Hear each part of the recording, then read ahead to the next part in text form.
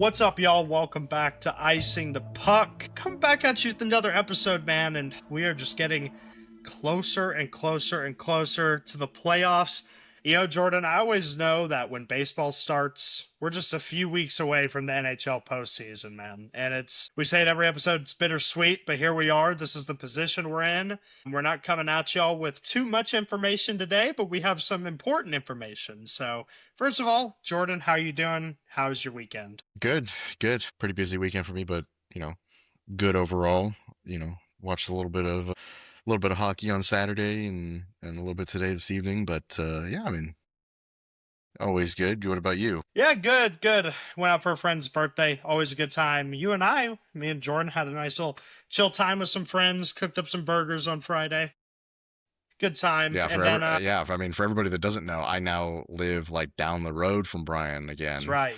So now it's not like once every month that we hang out now. It's like, It's like every 2 weeks, every week. So yeah, hopefully some in-person episodes can happen soon. yeah. We got to find some time in our schedules. That's the goal eventually. Maybe we'll get like during the playoffs we'll do like a throwback to how we used to record. Like, Dude. remember Yeah, to just tabletop. like right at the table on the phone, like same room, just straight through. It's funny. I went back just recently every once in a while, and I just like played an old episode. Mm-hmm. I think it was like our first episode or whatever.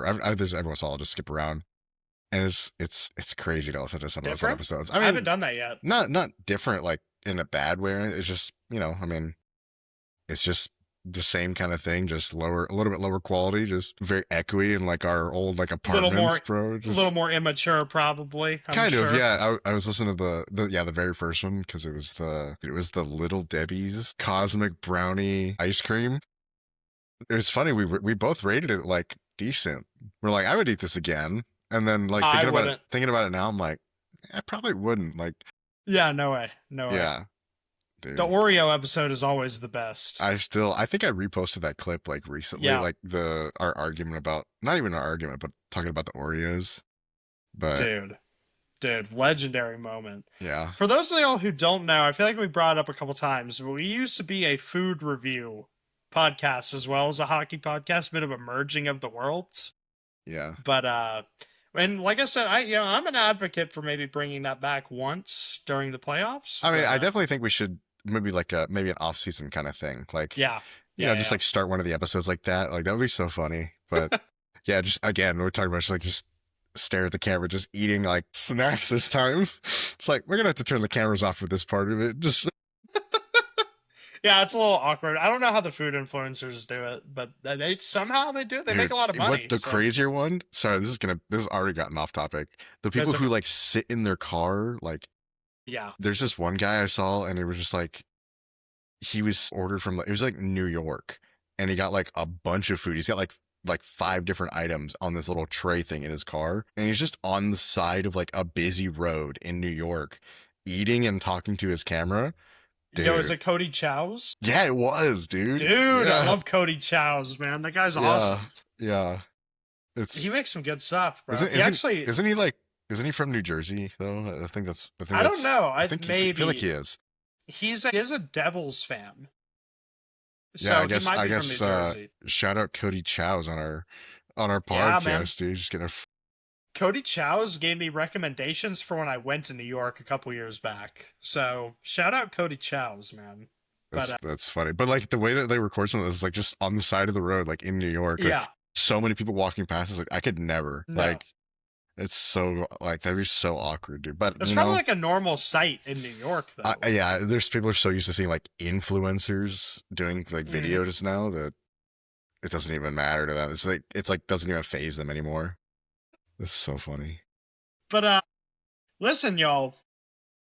Last week we discussed the Eastern Conference, and today it's finally time that me and Jordan sit down and fully address this Pacific Division. I feel like we've been putting it off for a little bit, and it's just gotten a little out of hand. I think we need to discuss this. I'll even go as far as say this dumpster fire of a division right now, dude. But yeah. And obviously, what happened with Vegas today is what prompted us to do this format for the episode. Jordan, man, Vegas firing Bruce Cassidy and immediately within the same day hiring John Tortorella. And they are in playoff position. Your thoughts first, then we'll get into. I really do not understand this move at all. He had to have done something or said something to like the management of the team to get himself fired. I don't think it was anything to do with performance. I think it was entirely like a very specific thing that like he maybe said or did or, you know, talked about with the team that made them mad, that made them fire him and then hire Tortorella. It's like, because honestly, I don't think dude is that good of a coach. Like, I think it's just, Tortorella? yeah, dude, I just don't think his style of coaching works anymore. I think that he just comes off as a crybaby that nobody likes. And I don't know. I mean, it's like dude has, you know, one down season basically and is rough or in a division that is really bad, that they're still in a playoff position and gets fired for it. I mean, I guess like that's a crazy precedent to set. It's like if you happen to have a bad record in like 10 games, you're going to get fired. Like, yeah, I guess if you don't mind, I'm going to try and I guess get down in the weeds a little bit with this because I've been formulating my thoughts all day. I took a few notes, like, you know, like, and I feel like I play devil's advocate on this show a lot, okay? And so I'll start by playing devil's advocate a little bit here. If you look at the history of the Vegas Golden Knights, okay, there's no denying that it's a history of success, okay? Going to the Cup final their first year as a team to winning the Cup final 5-6 seasons later. Yeah, their fifth season. season. And, you know, like, they've never, ever had a losing record. Never. They don't have a losing record, but it's their worst one. It's their worst season yet. It's not looking good. But at the same time, you're in a playoff position in this division that is just absolutely terrible. Okay. And, you know, it may be like the ownership, and, you know, the people behind the scenes of this organization see the way things are going now, and it's not up to par with the standard that they have held their entire existence. And that's a little bit to where I play devil's advocate, okay? Because obviously we aren't an ownership group. We aren't a coaching staff. We are not players. We are just two guys who run a podcast. So we do not see what goes on, okay, behind the doors of this organization. So that's my guess, is that Bruce Cassidy is having this season that in their mind is horrendous to what they've done in the past. But now to your point, and to I think everybody else who saw this happen, what are you doing? I mean, you are in third place. You are in a playoff spot. You're going to play Edmonton right now. Like, you know, I get the season is not what you want, but it's not lost. It has not gone away from you. Your team is still a group that wants to win. You have talent. Like, the overtime loss is a little crazy, but like, this is a group that can play hard if they want to. I don't think it was Bruce Cassidy's fault. And people forget that this is a guy who won a Stanley Cup just 3 years ago. That's not long ago at all. Like, and I don't know, I just don't get the move. And like, I would agree with you on John Tortorella. You and I have opinions on this guy. I don't dislike him as much as you do. I think he's obviously a good coach. I think he's had success in his career. But to your credit, you are right. His coaching style just simply does not work in the league today. Now, is he going to come in and maybe reevaluate his coaching style a little bit if he wants to keep a job? I suggest he does, because but maybe, I don't know, this Vegas group is filled with a lot of veterans who are used to that. So I don't know. Yeah. But what if they hire him and then they do even worse and they fall out of a playoff spot before the end of the year? That'd be crazy. I mean, that's, and I see a lot of comments on the internet right now are we finally seeing the downfall of Vegas? Like, is this finally, their run it's gone on too long? Like, is it finally coming to an end? And yeah, I don't think so necessarily, but like, their mindset had to have been like, Bruce Cassidy has given us this lackluster season. We're not very happy about it. Obviously, a coach is going to be the first one blamed when a season like this happens. Which also, I want to get into this too. I don't think it's Bruce Cassidy's fault that the season has turned into how it is. They've had injuries, and let's be honest, coaches are getting blamed for goaltenders a lot nowadays, and that's what's wrong with the Vegas Golden Knights. Their goaltending has been horrendous all year. So, I feel bad for Bruce Cassidy, but you know what? He's all I have to say is welcome to L.A. Bruce Cassidy, welcome to L.A. You're now the head coach of the L.A. Kings next year. Congrats, fella. But so I don't know. Their mindset has to be John Tortorella is the perfect guy to lead us on a playoff run because he's done it before for other teams. He's like a plug and play, which I kind of get, but at the same time, I don't like it. I don't like this whole situation. I don't like it. I think it's wrong. I think the craziest part about it is like if it was maybe like a consistent thing, like it was like maybe a season or two, like 2 seasons of like a down year, and you're just on this downward trajectory, then maybe you'd replace him. I mean, it's their worst season yet, but they're still a playoff team. Like it's not even that bad of a season. Like, yeah, compared to the rest of the league, it's not great. But at the end of the day, their job is to get into the playoffs. And then once you get into the playoffs, the whole thing resets. Doesn't matter what your regular season record was. It matters how well you do in the playoffs, which he's had success there before. Obviously, they won a cup. But it's like one slightly bad season and they just get rid of him. That's why I think that there was some blame being thrown around and he maybe pushed back and was like, listen, this is not on me. And they didn't like that. That's where I think, and why it's like was so sudden. Yeah. I think it had to be something, more behind the scenes, like yeah, something to do with the culture, morale, I guess, Yeah, business. Yeah, I definitely think this was maybe more of like a retaliatory move kind of thing for something that he maybe said or did that his management, then, whoever's in charge of him did not like. And, they was like, well, I'm not going to keep you around if you feel that way or whatever. And that's where it is. But then again, is John Tortorella the guy to bring in to do that? Because it's everybody's fault but his all the time. So good luck with him. Yeah, and that's another thing too. It's the shift from, Bruce Cassidy is this player's coach who I think fit very well with this team. It's a team of personalities. It's Vegas. The lights are very bright there.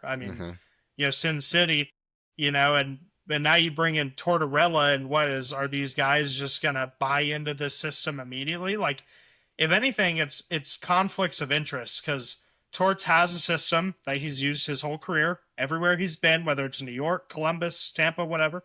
It's what he brings. Okay. And it's almost like he's going to have to come here and buy into their system that these guys have and that's helped them win for years. And yeah, like, is that going to work out? I don't see it working. I think Tortorella might last through next season and then he's probably gone. So I don't know. Yeah. This is a really weird situation. It's going to be too little of a sample size for the regular season to see how it's going to go.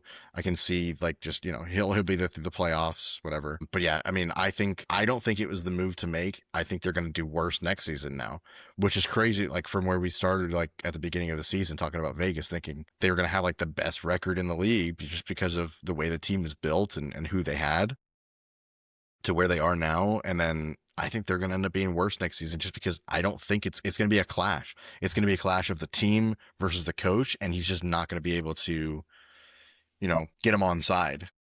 Well, but once again, me playing devil's advocate in a way, watch us be completely wrong because look at the last coaching job Torts had. It was Philadelphia with a lot of young players that are a little, it's different for them, obviously, like life, culture, everything is different for them compared to when he has been coaching, but maybe now that he's on a team with a lot more of a veteran presence, like maybe things will be different. Like this team is very different built, like compared to Philadelphia. True. So I don't know, like there definitely is a chance that this could work out, but I'm kind of leaning like 60-40. It doesn't work out. That's where I'm sitting right now. But yeah.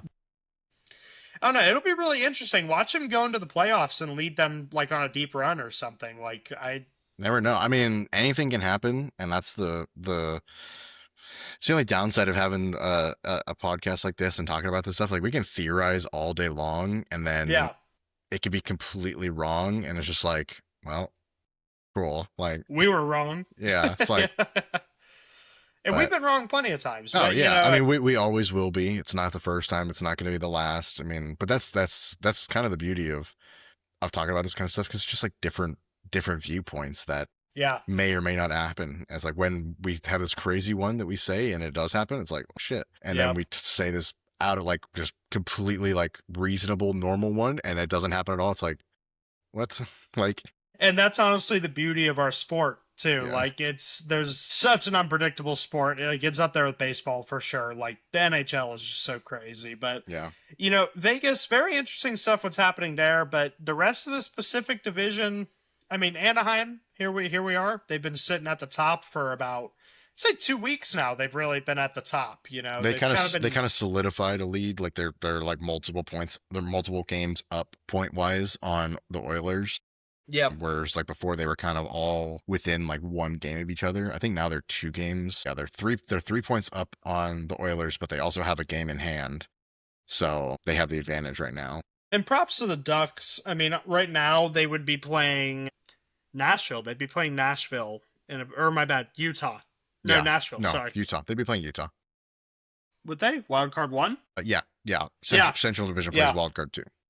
Yeah, so they'd be Please playing. don't let it be Nashville, bro. For some reason the Avs cannot play Nashville. Yeah, we talked about that last week. No, but as of right now, Utah would be playing Anaheim in that Pacific versus Central wildcard matchup. We kind of had some thoughts on this before the episode started with the playoff formatting. Kind of crazy, man. Kinda, Utah's not that far back. Like we're saying a hypothetical. Like, so say Utah ends with more points than Anaheim, but Anaheim still wins this division, which is very, very possible. But then Anaheim is going to get home position in the playoffs, and that means For the a entire lot. playoffs. Yeah, for the entire playoffs. So kind of interesting here. I mean, if that were to happen, and it's very possible. So kind of unfair a little bit, but Yeah. yeah. I mean, it goes back to what we talked about a couple episodes ago about money. I mean, that's why the format is the way it is. And it's designed for TV and viewership like that versus, giving advantage to the actual teams themselves and their organizations locally. But yeah, I mean, it's kind of ridiculous that, Utah, who is fighting for their lives to stay in a playoff position because they're in like being in the Central Division and again, whatever. And these teams that are the best of a very, very terrible division get advantage throughout the entire playoffs because of it is just kind of crazy. And it's like, it sort of starts making the points mean nothing. Yeah, a little bit. But I mean, I get the format and like normally it's not as bad, but this season it's like very, very noticeable how bad it is. I don't know. It's kind of rough for those wild card teams this year. I mean, For sure. it's always a little difficult because they have to play, normally they have to play the highest ranked team in each division. This year it might actually be they don't get home ice advantage, but they get the advantage of playing a team that's way worse than normal. Yeah, So, yeah. like I I like right now, I mean, Utah might be they're a pretty big threat actually. They can win some games. Like they're a sneaky team right now. I'd put Utah and Anaheim skill-wise on the same level. Utah with the goaltending edge, for sure, with the goaltending edge. I'd say, but that'd be it actually would be a really good series. Same deal, offensively. Anaheim might have a little more firepower. Yeah. I mean, my thing with it is I don't necessarily think that these are going to be bad matchups, but it's just the advantages and or whatever of getting the first or whatever in their division. It kind of sucks that way. But like, yeah, Anaheim and Utah would be a really good matchup. It would. It'd be a great series. Yeah. It'd be a great series. I mean, and right now, as it stays as is, Edmonton versus Vegas round 1. Great matchup. We need to talk, bro. The Darnell Nurse initiated brawl, if you want to call it that, the other night. Insane. I mean, I think these two teams know one way or another they're playing each other. It's gonna happen unless something crazy happens here, and they're ready for it. And we saw it the other night, and I'm actually very excited for that matchup. I mean, if the blood is boiling that much already, dude, yeah, imagine a 7-game series right there. Yeah, dude, I'm gonna say this, and this is maybe the only time you will ever hear me defend Darnell Nurse, which sounds weird. But when the Vegas players were like chirping him about his contract, which, yeah, it's a horrible contract, but then he could basically just like give them all money. Like he makes more than all of those guys combined that were chirping him. Like I thought that was so silly. Like I don't know what the Vegas players were on about there, I mean, but they're giving him a hard time because he's overpaid. because he sucks. Because he's Yeah, overpaid. he sucks. Yeah, it's like, I mean, it is like, yeah, it is kind of weird. It's like you make way less money than this guy, and you're giving him a hard, like you're making fun of him. I think they're more making fun of the team and the organization than him specifically. Because like, good on Darnell Nurse for getting a bunch of money when he doesn't deserve it. And I mean, whatever, dude. You know, you've got to look out for yourself. Like at the end of the day, I get it, I respect it. But yeah, I think it was probably more towards I think it was probably aimed more towards the rest of the team than him specifically. And yeah, dude, it reminds me every time I see that kind of stuff. It reminds me of I would probably get attacked if I was a hockey player, dude. I would say some of the worst stuff to the other team, and it's just I would be attacked every time. Like I would be that guy. It'd be crazy because I would make it personal every time. I think that's why people don't like the Kachuk. Yeah, always the bridesmaid, never the bride. That's still so funny. Ultimate chirp, bro. So funny. I saw people, you know what's so funny is I saw people defending Draisaitl. They're like, how is he like that? He's like, Kachuk has never like even touched like the points that he's touched. It's like, yeah, Leon's never touched the cup, bro. Like, you know, I don't know. I'm gonna be honest. Most of these hockey players do not care about their stats. They do not care about their. Yeah, I just want the cup. Yeah. The only time they care about their stats is when it comes to like signing a new contract, and they just let it speak for themselves. All they care about is winning the cup. Yeah, 100%. If you've won the cup and the other team hasn't, automatically you're better. Like yeah, pretty much. Even if you didn't play a single game in the playoffs, but you won a cup with the team, doesn't matter, bro. You still won a cup. I think if you clip this, tons of people are gonna freak out. What? I know it's coming. That take that you just gave right there. Saying that because you've won a cup, dude, it's better? Yeah, bro. Instantly better? People are going to freak out. Hey. That's like a purposefully controversial clip that we just made for I don't think that's controversial. I mean, okay, hold on. But I don't know if we want to get into this. It's almost breaking down, like, who is a better player, Leon Draisaitl or Matthew Tkachuk? Like, I mean, what I'm saying is that, you know, when you look at, like, overall career-wise, like, at the end of the day, one might be better on paper and all that stuff. One of them has a cup and the other one of them has 2 cups. One of them has none. That's very true. Very true. Very true. At the end of the day, all these players care about and all they're going to track in their season or all of their seasons, all of their records or whatever, it's how many times did I win the Stanley Cup? 100%. Yeah, 100%. That's their legacy. Nobody's like, oh my gosh. Like, obviously, yeah, like people talk about stats and all that stuff, like, you know, all these records for all these players and stuff like that.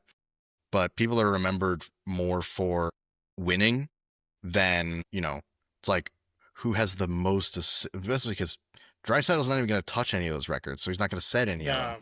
You know, it's like, so the only thing he has that he can stand out with is winning cups, and he hasn't done that yet. So, yep, very true. Well, let's talk about Edmonton a little bit, man. It's looking like they're going to play Vegas here. I don't know. I agree with you. I think this series has a very high possibility of going to 7. Yeah. And, you know, as of right now, with everything that's going on with Vegas, there's a huge wrench in things. I mean, here we are. I think Edmonton's going to probably... Hey, is this just this whole Vegas thing? Is this just Gary Bettman trying to find a way to get Edmonton out of the first round again? Like, push the bill a little bit? I don't know. Everybody likes the league more, I guess, when Edmonton's in the playoffs. Dude, the battle of mid goaltending. Yeah. That is going to be... Yeah. Everybody listening right now, take the over in goals for that. Yeah, for that game. For all those games for that series. The over is going to smack, dude. It's there's going to be so many goals. It's like Like, oh my gosh, dude, it's gonna be like 5+ goals every night, And every then game. make sure to place bets on game misconducts too, because they're on the way. I'm telling you, dude. I wonder if there is betting on like total penalty minutes over or under 100. We're not gamblers, but there's gotta be. I mean, like, we gotta look into that. I'm sure there is. Like, yeah, I think you can on like some of those ones where it's like you like the fantasy betting stuff. I think you can do. I think there is like penalty minutes. Probably, I'd assume so. But yeah, I think Edmonton could easily take this series. Not easily, but I think Edmonton could take this series. I think Edmonton, it would probably take it for their offense alone, and that's what's going to win them. That is just the amount of goals because all year they've had to just the only way they've been winning games is just completely outscoring the other team. Because it's definitely not defending. Yeah. And because I mean they basically only have 5 defensemen every night, so they've. Hey man, you're talking about the Norris favor right there, bro. All right, watch your mouth. Yeah, that's big talk. Maybe we should wait to get into that one. I'll say it right now. This is gonna be a clip. If Evan Bouchard wins the Norris, the Norris is meaningless. Damn. I mean, it's true. It's true. Like if you're a fan of hockey, which I hope you are if you listen to this. Shout out my mom though, she's not. But I love you, Mom. But I don't even think my mom knows who Evan Bouchard is. But she probably knows how bad he is. I mean, yeah, we say it enough, but Evan Bouchard has to have the most takeaway, like given up pucks of any defenseman this season. Like the most turnovers is what I'm trying to say. I don't know why that took so long for me to get out. He has to. I mean, it seems like every game he's turning the puck over. And like, because if he's most likely going to reach 100 points, does that make up for how many turnovers you have when your whole job is to keep the puck? You know what they should do? They should, when they're calculating the Norris, they should take your point total minus the goals against while you're on the ice. And that's your point total for the Norris, like in the Norris contention, because dude would be like negative 100 easily. Yeah. And here's okay. He's probably. I don't know this. This is a complete guess. This is just saying random things. He's probably been on the ice for more goals against than he has scored. That might actually be a possibility. But honestly, though, that's probably true for most defensemen. Just by sheer volume of time on ice. But his whole thing is that he's an offensive like threat. You know, like he's basically a winger on the blue line. Like, so I get what you're trying to say. Like, for what makes him who he is, like he probably hurts the team more. Yeah. Like, and I'll say this too. My take on this is if Bouchard wins the Norris, not only is it meaningless, but they need to make 2 different defenseman trophies. They need to make one for the defenseman who is such an offensive threat for the team, and then one for the guy who just like carries the team defensively. Yeah, we would have very different outcomes for those 2 trophies like every year. No, but guess what?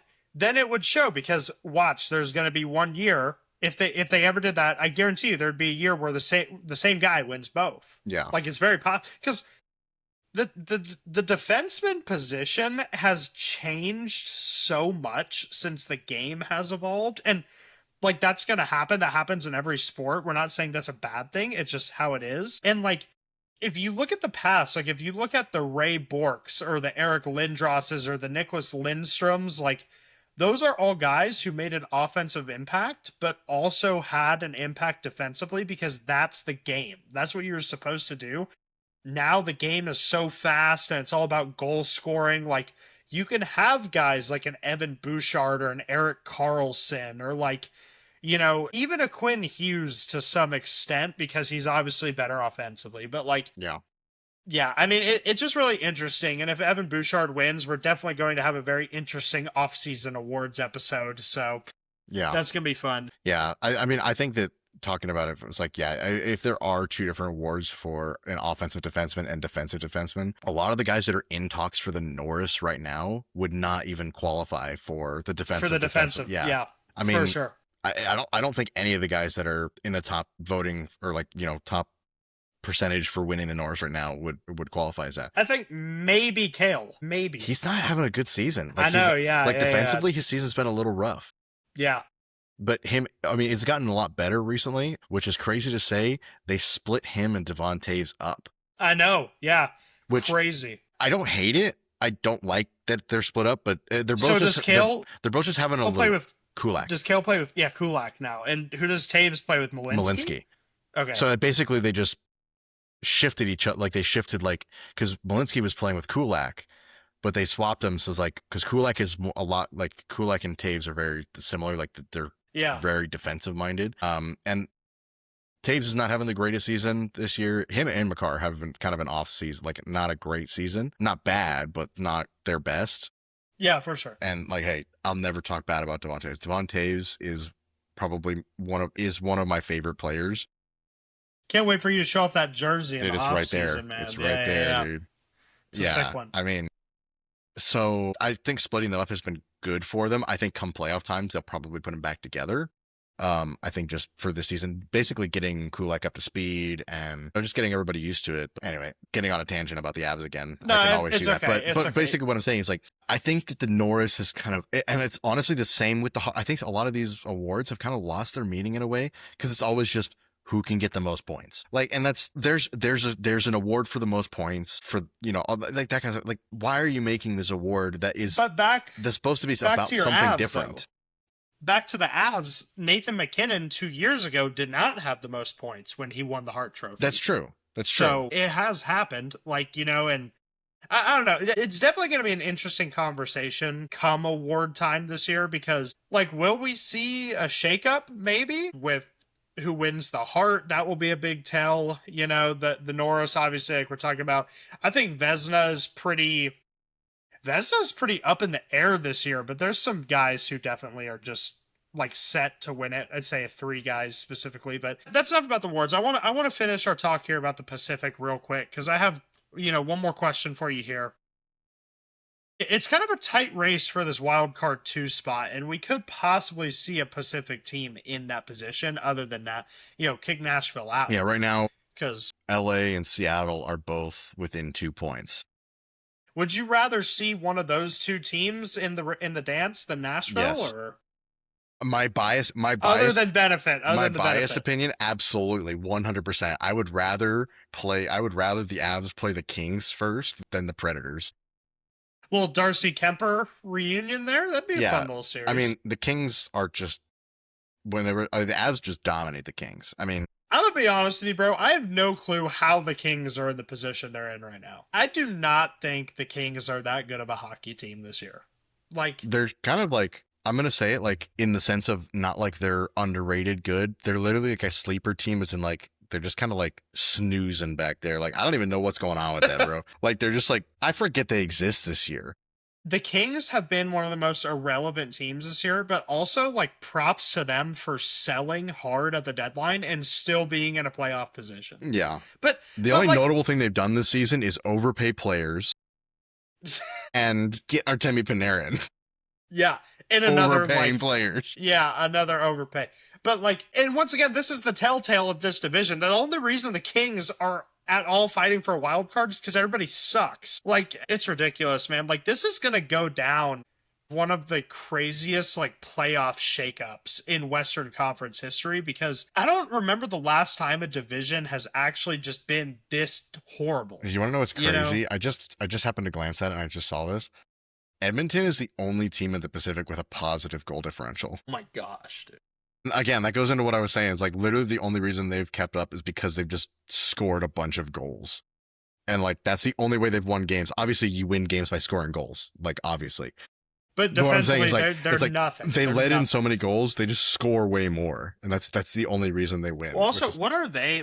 I'm curious what these teams are in division. Is there a way I can there is. I've seen it before. I'd have to look it up again. I just find the website. I got it right here. So I could check. Are you looking at their record against teams within their own division? Yeah. So I can look at that versus division here on ESPN. So let's see here. I'm interested. Okay, so it kind of shakes out how you'd expect with some weird stuff. I'm pretty sure they're better against their own division or better against outside their division than they are within their division. Well, but if you look at the top 3 teams, Anaheim is 14-8 against Pacific. Edmonton is 13-5-3, and then Vegas is 10-5-5. So all of them played pretty well within the Pacific, and then you drop off. You have LA is 7-5-9, And then oddballs Seattle, for as bad of a season as they're having, are 14-6-1 against their division. San Jose 9-10-3, Calgary 12-7-3, Vancouver 5-12-2. But like these guys, it's like so lopsided. Like it's so lopsided. But of course, the top three, that's how it looks. It is going to be so interesting. Like, all I'm going to say is if a Pacific team makes the playoffs this year, they had the easiest path. They truly had the easiest path. Like, if for some reason a Pacific team wins the cup this year, the playoffs are broken. The playoffs are just... The format has to change. The league is broken. Yeah, the format has to change. I'm going to be a doomer right now and just say the only time I'll say this: if a Pacific team gets to the Stanley Cup Finals, I will root for the Eastern team regardless of what it is. You have to name this episode Pacific Black Pill. That has to be the name. Gosh. That has to be the name. What if it's I don't know, what Eastern Cup? Especially if it's Edmonton. I don't care if it's Carolina. I'll root for Carolina against Edmonton, dude. Are you serious? I would absolutely 100%. Which is crazy. Hot take. Oh, that's out there. Dude, okay, my hot take with that is that would be one of the top 3 worst Stanley Cup, things we could have. Yeah. If Edmonton played Carolina, that would be top 3 worst Stanley Cup matchup you could get this year. Yeah. So, yeah, that would if be Edmonton really bad. makes it, bro, I might just boycott the cup. Like, we might just have to cancel the show for, a month. Yeah, we need another... Yeah, it's like... Yeah, we need to... it's like we're going to cancel this entire season. Yeah, we're done. This season doesn't exist. Wipe it from the records. If Edmonton beats both of our teams, or one of our teams, because they can't. One of our teams has to play the other. If Edmonton beats one of our teams, I'm actually done. Like, I think I'm just going to switch. I don't know what to do at that point. Just cancel the show. Just cancel everything. Yeah, cancel the show. I'm done. It's so over.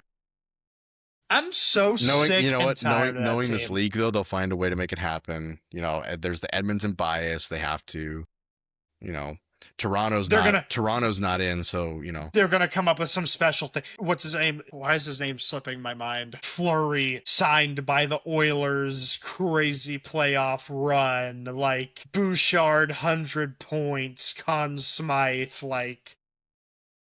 Draisaitl comes back. I feel like this is... what's really sad about what I'm saying right now is I'm saying it as if, we're so over it. I bet you Edmonton fans are like, Fleury joins, Bouchard, Conn Smythe. They're like, yeah, this is going to happen. Give me a break, dude. Give me a break. If your team loses to Edmonton in the playoffs, your coach deserves to get fired. Whatever team, if your team loses to Edmonton, we're clowning on you hard. Yeah. Hard in that episode. If Colorado loses to Edmonton, I'm going to dog on you so hard. What? But if Colorado loses to Edmonton, that means that Dallas lost to Colorado. Yeah, whatever, bro. All right. Honestly, Dallas isn't even going to play Colorado, dude. They're going to get wilded out. Shut up, bro. Shut up. What is it? Minnesota's wilding out on Dallas. I'm going to be real with you, bro. I'm going to keep it $150 with you. If Dallas loses to Minnesota and then Colorado loses to Edmonton, I'm starting a baseball podcast. I'm not doing it. Sell the teams. I'm not doing it anymore. I give up on icing the puck. It'll be Taking Ball 4 will be my new podcast, Taking Ball 4. Damn. You know what they need? You know what this league... I was just thinking about it. NHL needs an ABS. Dude, I was literally thinking the same thing today. I was just I've been watching some baseball, right? Just passively, around whatever. Yeah. The ABS and challenges might be the greatest thing to happen in professional baseball in forever. Did you see the Reds? Did you see Suarez on the Reds get 2 in a row? Well, that umpire has had of all the challenges that have been that he's had again on all of his calls or whatever, he's only won 30% of them. 70% of his things have been overturned by challenge. That's crazy. 70% of the challenges on his calls have been successful. But yeah, I mean, and then he got the team back by having a terrible call that's not reviewable by ABS at the end of the game and costing the team the game. But whatever. Hey, let's get off topic into baseball. No. Should we start a baseball podcast? Dude, you have two?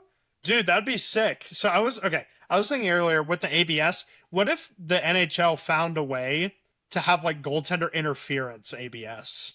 Because how like Well, crazy that call but is. then they'd have to have like some like standard metric. I think the only, all right, this is gonna be a hot take. I mean, I don't know. Anyway, it's gonna be a hot take in a sense of like it's just so over dramatic. But I think that they need to set a very clear like what is goaltender interference. I think it should be if a goal is called, if a player on the opposing team is touching or is in the blue paint, automatically goaltender interference. That's the only way to solve it. It's way over dramatic. It's way too hard, like way too strict, and it Yeah. ruins the game. But they either need to do something like that or get rid of it entirely. Yeah, they got to figure something out. And listen, that's totally like I don't know if I agree or disagree. We got to figure I mean, that I'm one not out, saying I like, want that to happen, yeah, but like yeah. I'm saying like there needs to be like There needs to be a have clear cut definition. yeah, and Yes, the only way to yes. get a clear cut definition, like to take the gray area out of it, is to make it an extreme in either direction.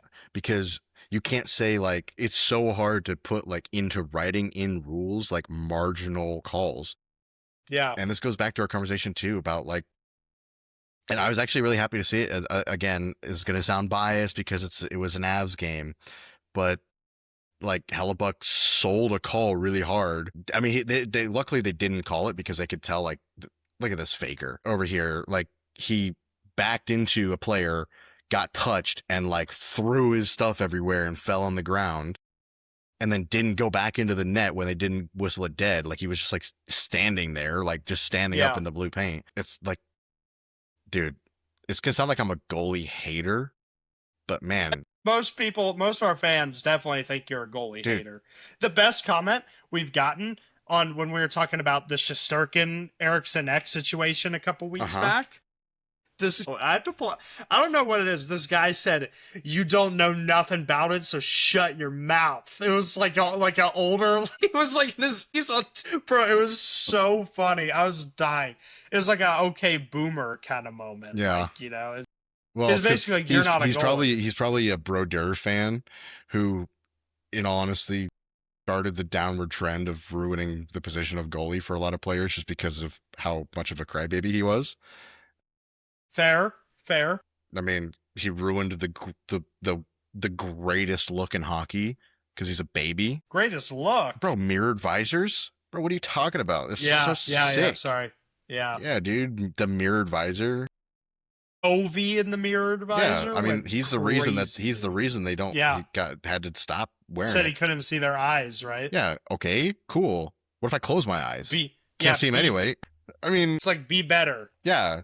You know. Yeah. Maybe learn how to actually like stop a puck instead of like flailing around on the ground. This is like 4-time Stanley Cup champ Martin. I know, dude. I really do sound like a hater, but I kind of am a little bit. That's your job. You're the podcast resident hater. You know what's funny? I say to work all the time.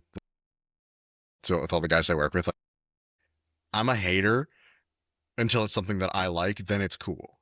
If I don't like it, it's lame. But if I like it, it's cool. Listen, I think with that, we could close this episode out.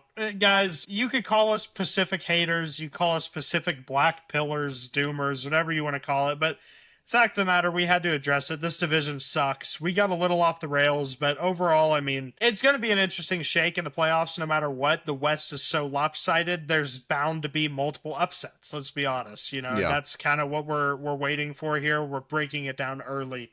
That's that. I can't wait to see what else this league has in store for us. Is the Pacific just going to get worse? Is it going to get better? Obviously, Vegas causing waves now with their crazy fiasco with coaches. Should be fun, man. Should be fun. Yeah.